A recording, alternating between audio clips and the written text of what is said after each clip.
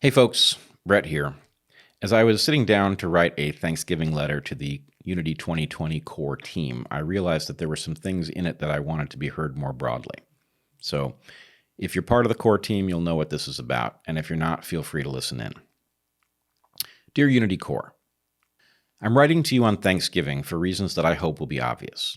I want to express my gratitude.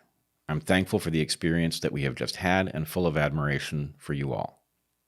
We have been through something remarkable together. Unity clearly struck a chord, and it galvanized good people even as powerful forces sought to tear us apart.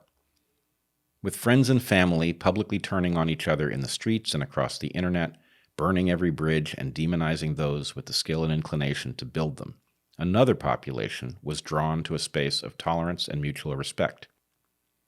What the world does not yet understand is that as it was losing its mind over who supports whom, patriots were opting out of the entire pathological exercise. The Unity movement was a space intensely focused on politics in which our political differences did not cause us to suspect each other's motives or intellect. As you all know, that wasn't the result of some rule about how we were to interact. It emerged naturally. With the future of the Republic in question, our differences weren't even secondary. They were entirely beside the point. It would be hard to overstate the size of that accomplishment.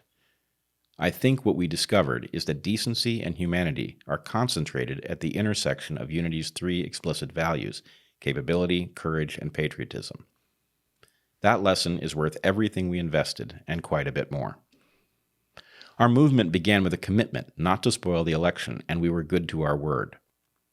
As a result, there is nothing to be said about our effect on the tally. We can be proud of that as well.